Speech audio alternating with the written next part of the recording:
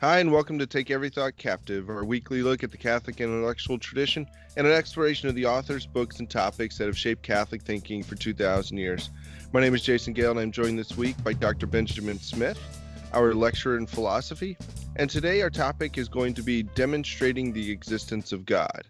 And this may sound very kind of fundamental, and it is, for good reason. But I was recently reading an essay by Cardinal Ratzinger that he wrote in 1983, which was, I mean, gosh, it was a lifetime ago if you're my age. But I was reading this article, and it had to do with catechesis. And he was saying in this article that when one looks around the modern world, in the technological world, one does not immediately encounter God. And he says, well, it's not necessarily a bad thing. He's just saying, it's that's the case, is that one does not immediately encounter God. We don't have to work for or work with the seasons. We can move through our life from one 72-degree environment to the next 72 degree. In our cars, we can control the environment. And so, just in that's one example of how we can kind of go through our lives where everything around us simply points to the greatness of man. And so a phrase that Cardinal Ratzinger used often was an eclipse of the sense of God, meaning that it's especially for the modern person, because we live in this kind of society where everything around us points to man. I mean, think about like you drive in front of a business and you see all the trees. Well, those trees were artificial, even though the trees are natural, they were artificially put there. They were, you mean Bradford pears don't grow in straight rows down the median of a road? Exactly. Yeah, exactly. Yeah, the what is it, the orange trees in Rome, things like that. Like they're even the trees, point to, oh, look at how, some guy designed these trees. And while those things, are beautiful and they can point to God and stuff, there's just this as Cardinal Ratzinger said, this eclipse of the sense of God. And so we know that many times we have to go back to these fundamental questions, demonstrating God's existence. And so that's where we're going to start today, and again begin with good guides. That's one of our mottos here at Catholic Studies Academy, is that we should always seek sound guides so that we can stand on firm ground whenever we speak or write or think. And so in this episode of Dr. Smith Teaches Jason Philosophy, which is where we've gone with a lot of these, and for good reason, because philosophy serves theology. And both, I will point out to Dr. Smith often that both philosophy and theology serve catechesis. Fair enough. That's right. So, Dr. Smith, let's get us started on this topic of demonstrating God's existence, and let's begin with a very sound guide in Thomas Aquinas. That's right. Yeah. Do you know that often St. Thomas was referred to as the common doctor of the church? Did you know that? I did know that. Okay, it's really interesting. Good point. I think what you were drawing from Cardinal Ratzinger, Benedict XVI, was a important point, actually, in terms of the sense that we often have of our own sufficiency. I think one of the things that blocks belief in God very often these days is exactly that, right? That sense that we really just don't need God, right? We don't need God to order our world. We don't need God to order our lives or political societies. We don't need God to understand the natural world. And so we have this sort of hubristic sense, right, of our own sufficiency, our own power, right, our autonomy or the autonomy of the natural world. And, St. Thomas's arguments for the existence of God in a sort of, in a way, are almost directly counter to that. That is, we could talk about those arguments as demonstrations of the existence of God, and that's all to the good. But we could also almost reframe them, and sometimes I do, as arguments for the insufficiency of nature. Right? That is that that nature and the natural world doesn't actually explain itself, right? Right. That the natural order, as good as it is, right, um, is actually, once you start exploring it philosophically, points to its own insufficiency, right? Mm-hmm.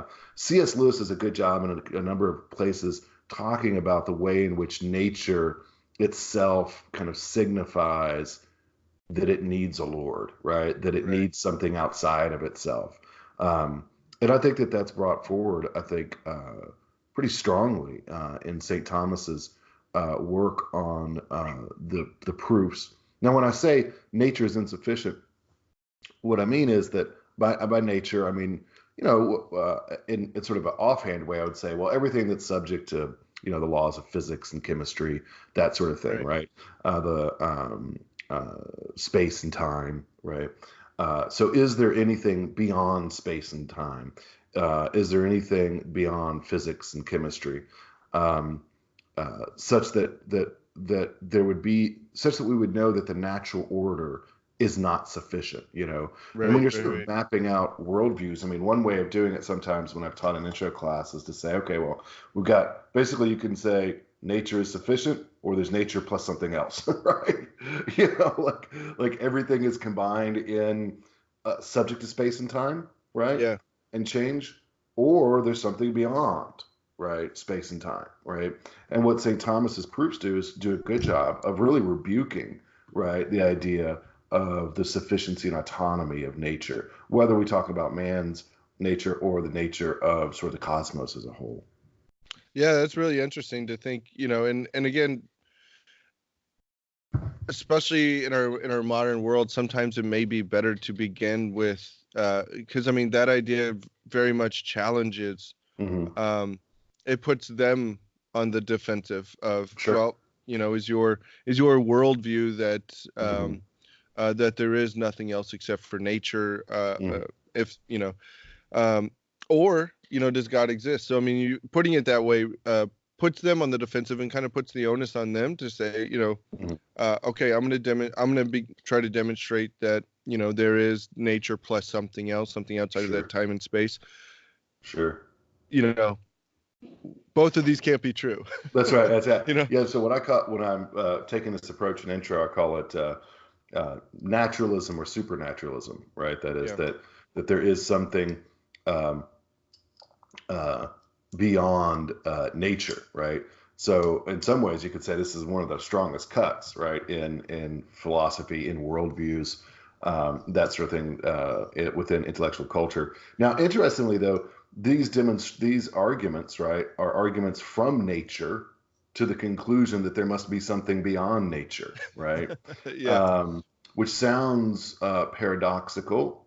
It is. It does sort of strain the mind, but these proofs have a certain structure, right? So the right, structure is to go from observable effects, hmm right, to the necessary and sufficient cause, hmm right? So actually, we use this kind of reasoning often, right? So if you think about, let's say that you were that you worked in public health or something like that, hmm and it became evident to you that there was a higher incidence of, say, heart disease in a given community than that's sort of out of the statistical norm.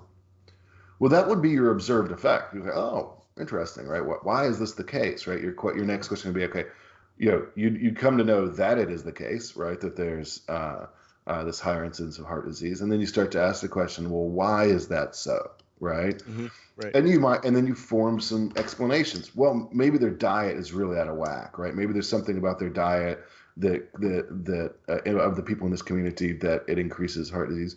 But then you actually do some investigation, you find out actually their diet's pretty statistically normal, right? yeah, But then you have to start really thinking some more, like, okay, well, what's going on here, right? And then you try to you work towards an explanation that is both necessary and sufficient, a causal account that's necessary and sufficient. Let me give another example that may be a little more helpful, although it's kind of a little more artificial. But let's say that you're sure, walking down the street, okay? Say in somewhere sort of chaotic and anarchic like Nashville, Tennessee, and you're walking down the street and a rock strikes you on the top of the head, right? Yeah. Okay, not like a little pebble, right? Okay. Okay. Yeah, that sounds better. Boom, ow, not like a big boulder, right? Like so a pebble hits you on the top of the head, strikes your head right on the top. Like, well, what are you gonna do? Look up. Oops, Yeah. get hit in the face, right? Yeah. Or But anyway, duck and so cover. eventually you're gonna Yeah. back off and you're gonna move away, right? But you observe that there are rocks coming off the top of a building, right? Now you don't sort of think to yourself, man, those rocks. Wonder why those rocks are jumping off the top of that building, right? Okay. Those are angry rocks. That's right. Why those rocks trying to commit suicide, right? No, right? You would infer, even though you can't see the top of the building, what would you infer? Yeah, that somebody's throwing them, or that something collapsed and there's rocks that are Yeah. falling. Right. But if it's going over a period of time, they're kind of going out in a general direction, you're going to think somebody's throwing them, right? Yeah. Right? Yeah. Even though you can't directly observe the cause, right? Yeah. It's rational for you to infer, well, this is the best explanation, right? Yeah. For the Yeah. phenomena that I can observe. Does that make sense? Yeah, no, and that's a good example because, like you said, even though you cannot see the cause Mm-hmm. itself, it's rational to think that that is the cause. Right. Yeah. And you would probably even call the police based on that rational cause. That's right. Yeah. Somebody's throwing rocks off the top of the building. Right? Yeah. Yeah. So we use this kind of reasoning, this kind of argumentation on a pretty regular basis in scientific inquiry, when investigating crimes, when just trying to understand even our own lives. Like this is going on. You might ask, why is it happening? Right? And even I know this sounds strange a little bit, but even in psychological studies, right? Sometimes this goes on because you observe a certain phenomenon in your life, but you can't directly observe some of your motivations, right? It takes sometimes, if it's complicated, sometimes it takes somebody's help to kind of help you figure out, like, why do I keep getting so angry at my Aunt Betty, right? Or whatever it is. Does that make sense? Yeah, no, and that's, spiritual direction, confession, many times it takes those, and it'll take those probing questions. Sure. To get at the cause of something like that. It's not just here's the effect, therefore the cause must be. It's not, it's not easy. It's not always easy to get to, or one step removed from the effect. Sometimes it takes a little bit to get there. And it might not be directly observable, right? In sort of an external, easy kind of way, right? So all of St. Thomas's arguments are set up in this way. There's something in nature that's observable that cannot be fully explained by anything in nature, right? Okay. There's something in nature that's observable that's best explained, put it another way, by something outside of nature, by a cause that is outside of nature. Does that make sense? Yeah. All right. So St. Thomas articulates 5 ways in which we can see this, right? 5 ways of discovering the insufficiency of nature and the necessity of a supernatural cause. We're not going to go through all 5 right now, but they're called the Quinque Via. I don't think any of them are totally original to St. Thomas. You'd have to do some work to fill that out for sure. But St. Thomas very often is his genius, involves inheriting materials from other people and kind of reorganizing them, refining them, etc. The Quinque Via is probably the most concise summary of arguments, right, for the existence of God. I think St. Bonaventure has a list of like 15 or something. So if you think that like St. Thomas is being too wordy or too extra concise, you could go look at Bonaventure. But it's funny when I teach sometimes the 5 ways, like you can put all 5 of them on like one piece of paper, right? Occasionally the students will come in and I'll say, so what did you think about the 5 ways? I mean, do you think prove it? Like, does God exist? Well, I don't know if I really liked it. Oh, that's not the question to ask, but okay, why? Okay. And it's kind of wordy. What are you talking about? He's just trying to prove the existence of God, right? 5 times, right? Yeah, we're not giving you a recipe for like, apple crumble. I mean, we're trying to prove God's existence. Like, I was like, if anything, it's not too wordy. Okay. Yeah, and if you go to the Summa and you read through them, I mean, they're pretty concise. Right. I mean, they Yeah, are right. here to give the modern person a better visual. You could probably fit 3 of the 5 on your computer screen. Right, right, right. I mean, Yeah, yeah, yeah, that's good. exactly. Yeah. I mean, like they're not that big, they're not that long, but Mm-mm. wow. Uh, But they do have a lot packed into them, and so when I teach oh it, yeah, it takes a while to lay it all out. So we're not going to go through all 5 ways right now. That would, sure. it would take a long time. But I think that probably the one that I've found over the years to be the most compelling and the most sort of interesting, and I would also say fruitful, Yeah. um, is the second way, right? So Mhm. I call them the quinquevia. That's the 5 ways in Latin. The second way is the argument from causality. Um, and so I'm just going to I'm going to read this argument, okay? Um, and then I'll back up and sort of try to state it in a way that is maybe a little more teachable and accessible. So, And um, what part of the Summa are these in? oh, thank you. So these are in question 2, article 3. Now, I will say, for the purposes of this podcast, we wanted to go right to the question of the existence of God and the insufficiency of nature. But I do want to say that if you're studying St. Thomas, like in a scholarly way, you probably ought to start with question 1.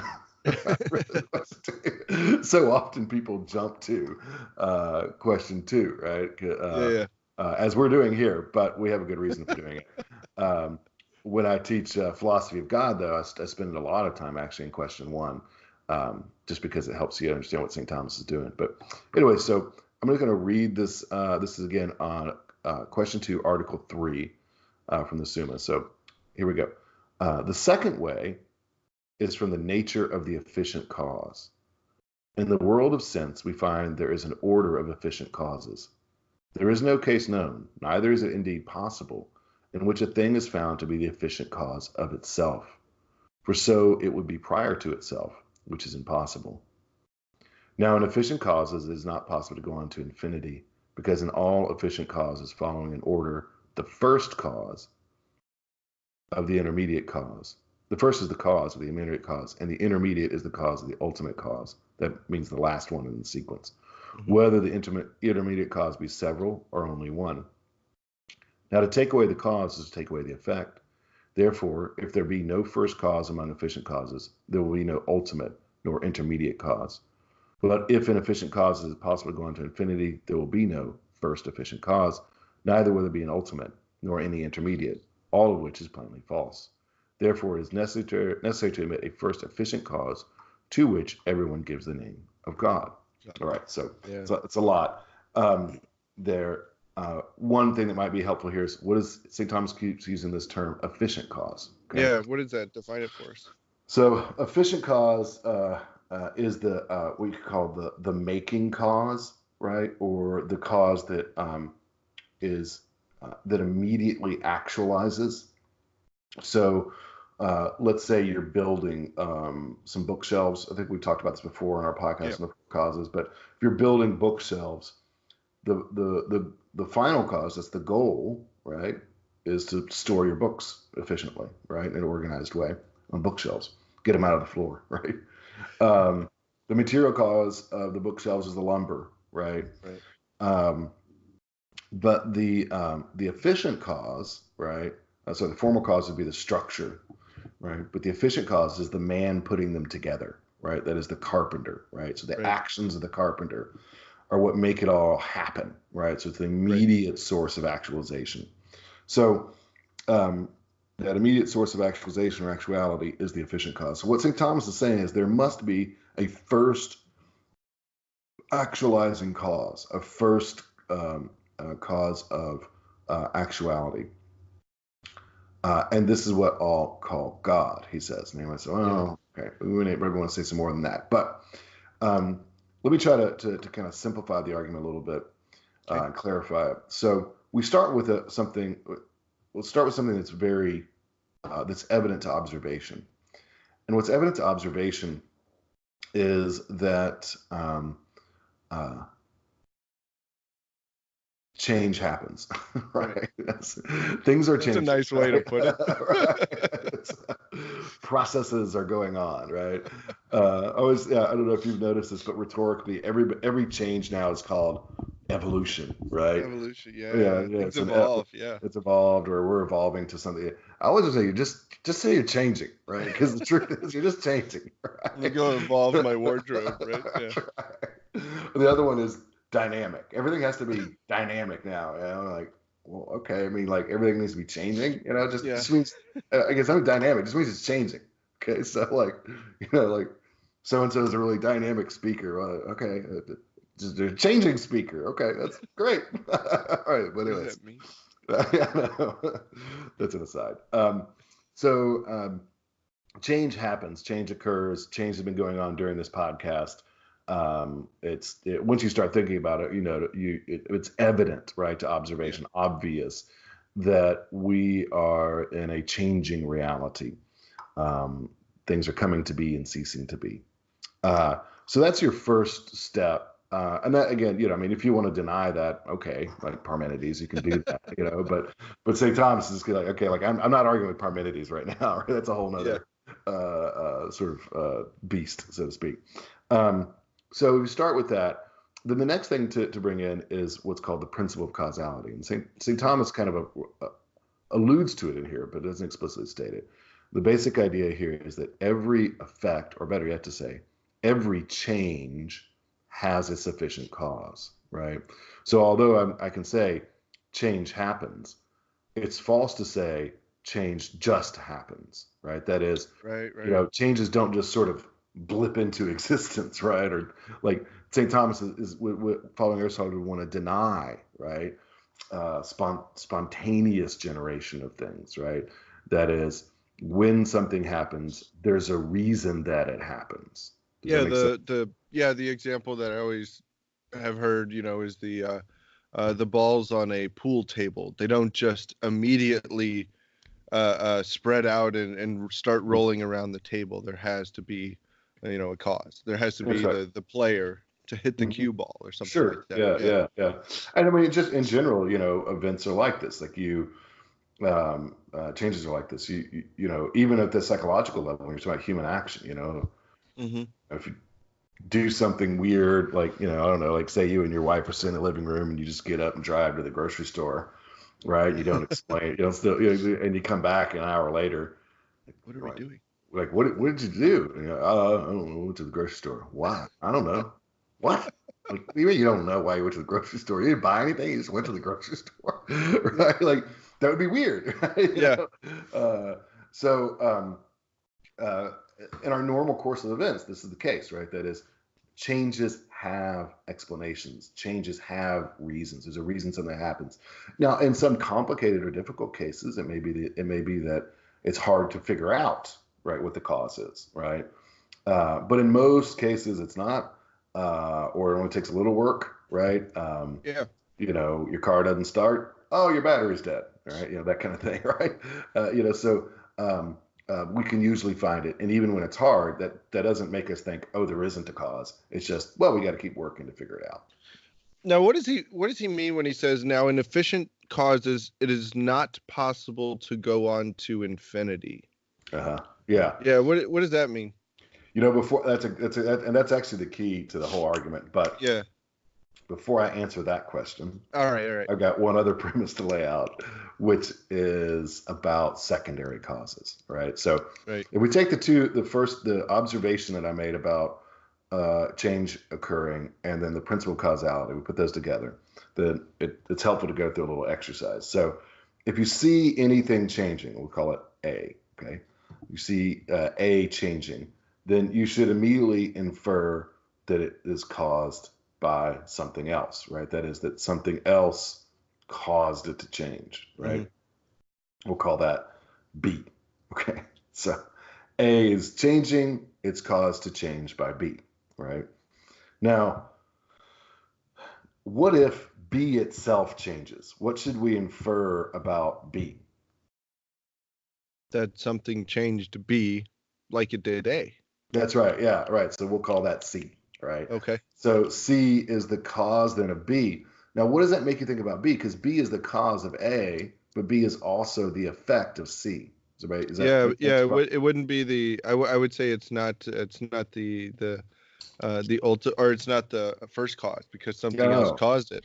that's right. Yeah, it's an intermediate cause, right? Yeah, yeah. Secondary, Yeah, intermediate. Yeah. yeah. So Thomas over the years have developed a little bit of language like you were just talking about there. It's a secondary cause, right? Yeah. It's a this is it's a caused cause, right? Say that So again. A it's caused cause. All right, got that's it. right. Yeah. So it's both passively caused Yeah. and it actively causes. So its causal operation on A, right, is dependent on and subsequent to the causal operation of C. Does that Right, make sense? right, right. Right. Yeah. So in that sense, we say it's a secondary cause. It depends on a prior cause in order to exercise its own causality. Right, right, right. Okay.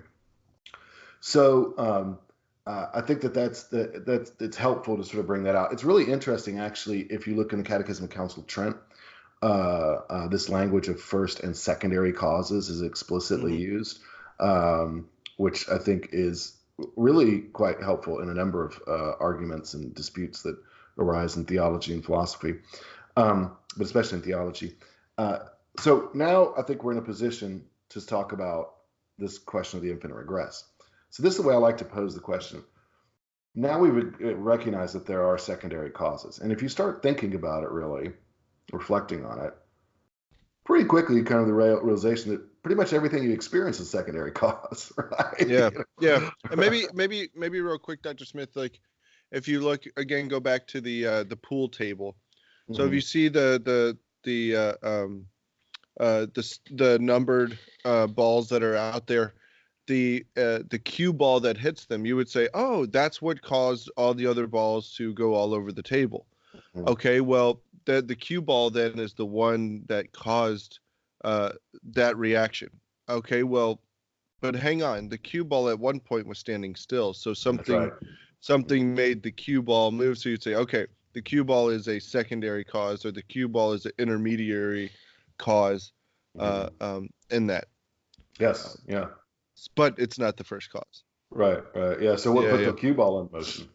right, exactly. The pool player, the Yeah, stick. yeah, the cue, right? And then Yeah, the pool player, right? So when you start going through those, right? And you start, wow, like, okay, like actually, yeah, everything's kind of a secondary cause, there's a lot right? of yeah. Right. Well, not everything, but we're surrounded by secondary causes. Yeah. And again, we think secondary, dependent kind of causes, the kinds of causes that depend on prior actualization by something else, right? Hmm. So uh, uh, now we can ask ourselves, okay, well,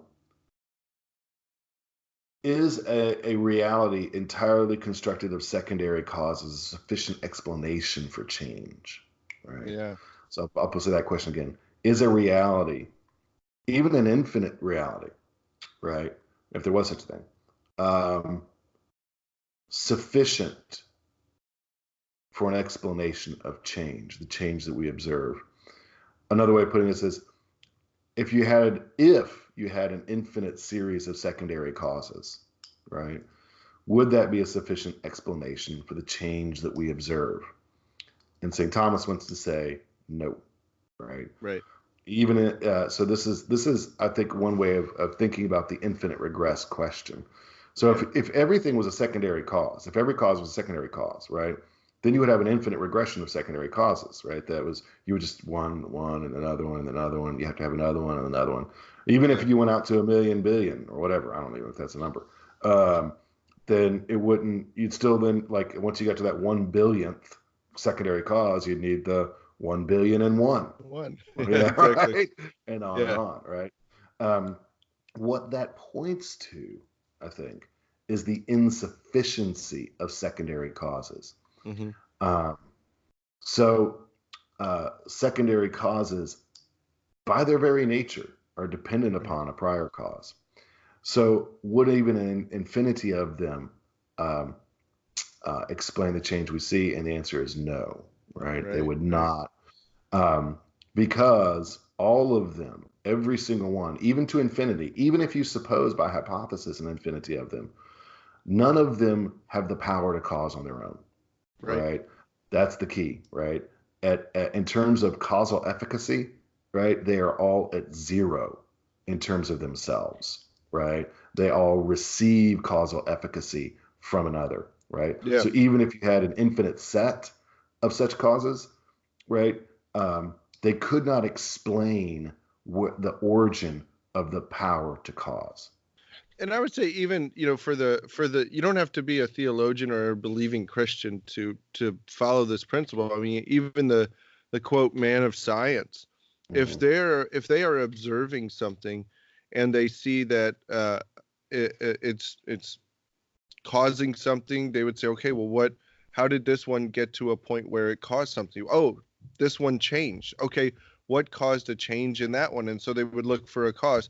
So I mean, it's not something they would say, oh, I guess it just goes on forever. I mean, that's weird, but who knows? Like, no, Right, even right. like that kind of thinking, it falls within, uh, not just the different realms of science and theology and philosophy, but common sense. I mean, Mhm. I mean, it's something that we live by, and that's why people go to those kind of sometimes those almost ridiculous examples where they say a book was caused by an explosion in a print factory. Mhm. The chaos of it or something like that. Like, no, there has to be kind of this. Uh, um, we can't go on to this infinite regress. It does not make Mhm. sense on just a Mhm. common sense level. Sure. Now, granted, Yeah. I'm assuming common sense, so I mean, I know that's a big Right. jump Yeah, that's sometimes. right. I, and actually, when I teach this, probably the common sense intuition that's behind this is the claim, well, it all had to come from somewhere, right? Yeah. Which is kind of an expression of the idea that nothing comes from nothing, right? That you can't get something from nothing, and so there had to Yeah. be some permanent something, right? Now that's kind of vague and inarticulate, but it kind of gets at, I think, kind of the sort of reasoning, the sort of insight Right. that is underneath this kind of argumentation. So once you realize, Jason, that secondary causes, even an infinite series of secondary causes, is not sufficient, then you have basically a couple of choices here. Either you could say, well, change doesn't happen, right? But that's That's absurd, ridiculous. Yeah. right? Because we observe it, right? Um, Another option is to say, well, the universe is inherently irrational, that just there is no explanation ultimately for this phenomena that we observe. It does happen, but we can't explain why. At a fundamental level, just the universe is irrational. Um, you can do that, right? But not coherently or logically, right? So if Right. you do that, then you're basically an absurdist, right? And you really don't have anything else to say at that point, right? You're just absurd. Yeah. And really, like, mathematics, science, physics, economics, architecture, all that. Just get rid of it all. Astronomy. Yeah. Engineering, yeah. I mean, all of you are just like, well, maybe, I don't know, just just throwing stuff up against the wall and some stuff sticks or something. I don't know, but anyways, the philosophers are generally not going to take that approach. So Yeah. um, again, common sense doesn't take that approach. Right. Um, more importantly, so what we have to conclude then is, since there is change and the universe is at least moderately rational, I would say is rational, but it necessarily follows that there has to be a kind of cause other than a secondary cause. There Right. has to be a kind of cause that does not depend upon a prior cause to exercise its causal efficacy. And that prior cause is the first cause, right? So it's a different. Here's the key. It's not first in the sense of first in a sequence. That's an okay way to start thinking about it, but that's not really what Yeah. it's saying. First causality is a different kind of cause, right? Interesting. Uh, it's a kind of causality that does not depend upon prior causality. So Right. we're used to thinking in terms of secondary causes, even if we don't sort of say that explicitly. But in terms of kind of the form or structure of secondary causality is the kind of causality that depends on some prior causality. What Thomas is saying is there has to be something outside of that chain right? Yeah. Outside Yeah. of secondary causes, outside of changing things, right? Um, that is a different kind of causality, namely first causality. I think that's probably like one of the biggest like takeaways from this argument and this kind of approach is and I think how something as dry as explaining, some people may say it's kind of dry going through Okay. the I got to stop you there I for a know second. I know not you. I'm talking about most other people. It's dry. Obviously It's not you. dry. It's dry like gold is dry. That's right. Okay. It's dry like gold. Gold is dry. It's gold. Okay, so go ahead. But I mean, like, to move your thinking beyond um the sequence when you're talking about first cause, because I mean, again, that's because in the examples we use, they're Sure. sequential examples, and so that's where your mind will go. Well, there has to be that first person or that first one who moves the things. But I think if we really want to look at the beauty of something like this, the gold is that no, it's wholly different. It's outside in a way, it's outside of the sequence. That's right. It's in charge of the entire sequence, Mhm. in a way. And so I mean, I think that's if you're gonna take away Yeah. anything about Sure. this, I think that part of it is huge, and also points to the grandeur of God. Sure. Um, Mhm. that it is this different thing. Just don't Sure. think of the first cause as just a sequential Yeah. movement or something like that. Right. That's a good point, Jason. And it also highlights then another kind of aspect of this, which you might say, well, okay, well, if it's so different, then how does it interact with the secondary causes? And I can intelligently say, I mean, so one of the things I love about St. Thomas is St. Thomas pushes reason as far as it'll go. And then when it's reasonable to say, I don't know, he says, I don't know, right? Right. He recognizes both the power of reason and its limits. So Yeah. he said, so what we should say about that is, well, look, I don't know exactly how the first cause operates on secondary causes. You know why? Because I have no direct experience of a first cause. Okay, and I'm not a first cause. Yeah. Um, but you could still say, I know that it exists, but it's because it cannot be otherwise. Does that make Right. sense? Right. Yeah. So I may not be able to explain everything about it. I will actually say we can deduce some further things about the first cause, Mhm. some further things that make it approximate more clearly what's represented in the Bible about God. But at the same time, it's completely reasonable to say, I know it must exist because it cannot be otherwise. There Right. is no other sufficient explanation for the phenomena that we adhere to. So again, you either just become an absurdist and throw up Right. your hands and say, universe is absurd, or you accept the existence of the first cause, even though it's not completely comprehensible. Exactly. And I think if somebody does, because I've had not a whole lot, but I've had like one or two people like try to take the absurdist point or the Okay. absurdist position, but a quick example. Well, then I would say, is nature observable, and does it have the inner order to be organized in such a way as to be comprehended by your mind? And they would Mhm. say, well, yeah. It's like, okay, You're then not you're absurdist. right. The Right. fact that a science book exists Hmm. Right. destroys your absurdist position, Hmm. because nature is knowable. It's organized.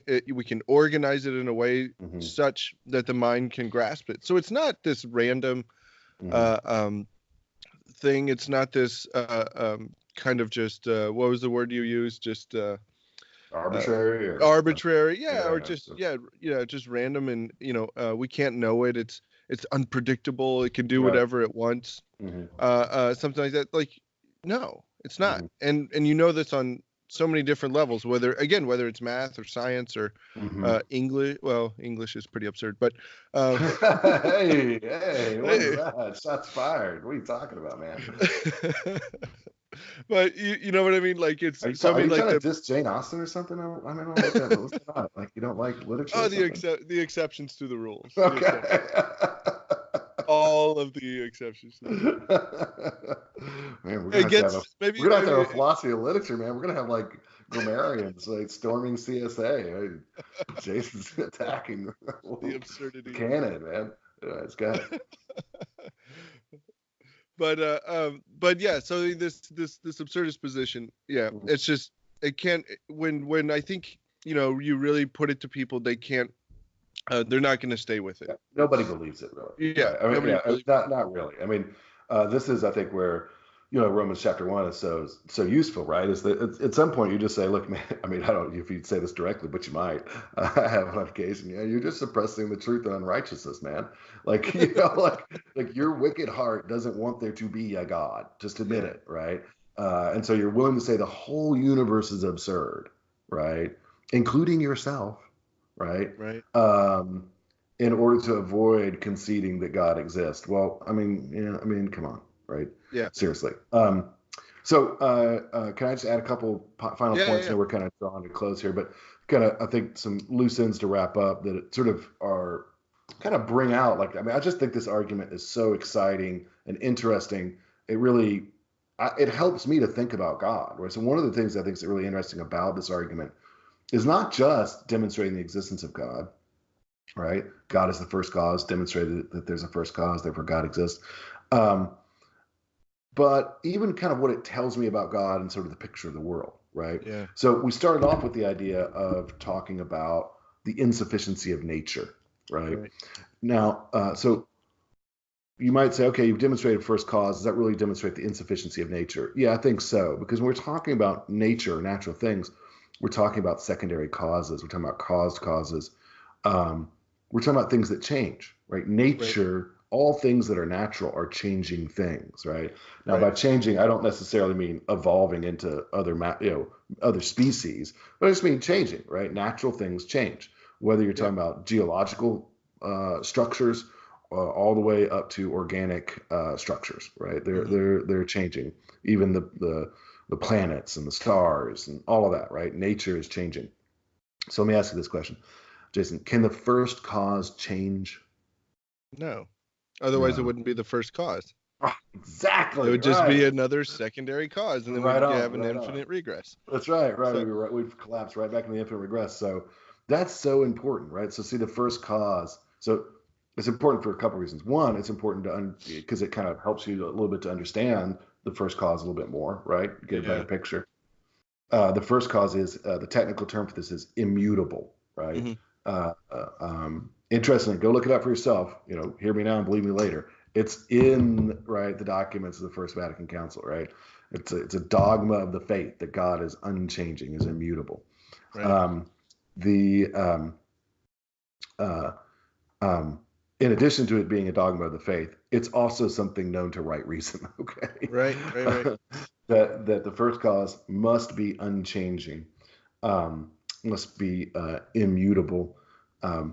So if it changed, like you said, Jason, if the first cause changed, then there would have to be a prior cause, right? Given the principle of causality. So it must be the case. It cannot be otherwise than that the first cause is itself unchanging and immutable. That has a couple of interesting implications, but one of them is it clearly sets the first cause outside of nature, right? Yeah. So there must be an unchanging first cause, right? Nature cannot explain itself. It is insufficient unto itself. Thinking about nature philosophically reveals to us, discloses to us the insufficiency of nature and the absolute logical necessity of an unchanging first cause, right? And one of the hallmarks of the fact, one of the signs of the fact that it's outside of nature is that it's unchanging, because everything in nature, right, changes. Right? Yeah. No, and I think that's I like that you set that within the the worldview. When you're thinking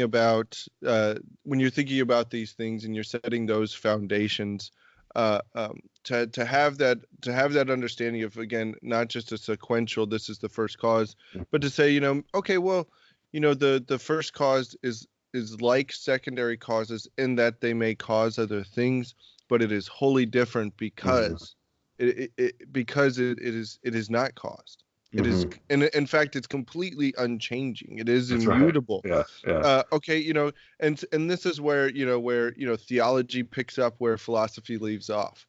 So okay, we can get to this point that we have this unchanging first cause, as St. Thomas says, to which everyone gives the name God.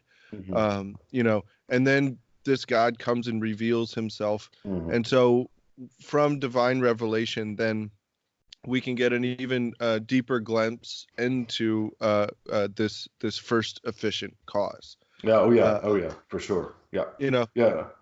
And I think that also shows the beauty of philosophy and theology together. And I think it's important to bring these two together, because one enlightens the other in a very real way.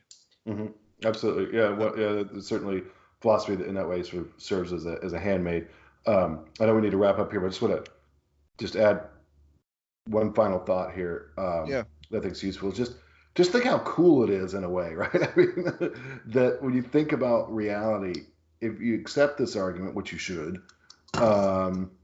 then this whole changing reality that we exist in, right, that we labor through, right, that we enjoy, and then sometimes we suffer from, right, like that whole reality itself, radically, and I mean that in the literal sense, to the roots, depends on an unchanging reality, right? Like there's this unchanging agent actualizing all of this changing world, right? I think it's just so neat to kind of think about, like, wow, the world is so different than it might, like in its fundamental roots, but is somewhat different than it might appear just on the surface. The one last thing to think about as just going to have something to think about going forward, and I promise at some point we'll deliver on this, probably when we're doing like philosophy of God course or something like that.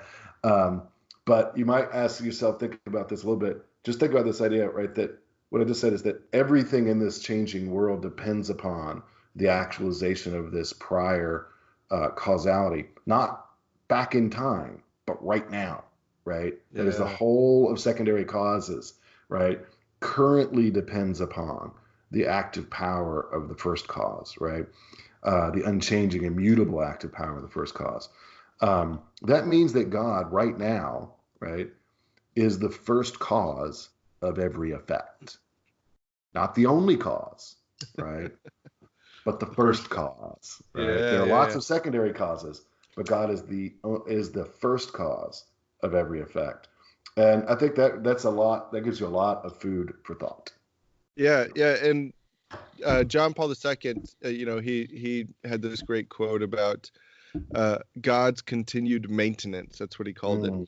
That God's continued maintenance is part of his creative power. I mean, so many times we reduce creation to the start of the world, or something like that, or culminating in the creation of man and the Sabbath, and creation with a big C, rightly speaking, can be summed up in those things. But God's creation, God's creative exercise doesn't terminate with the Sabbath.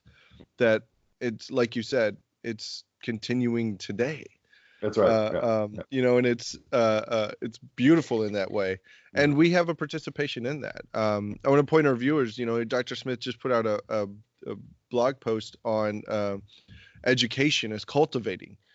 Education. St. Thomas talks about education. His philosophy of education is in his discussion on creation. And so we have many different ways that we participate in God's creation. But like you said, I think in our prayer life, it's important to go back to those foundational things.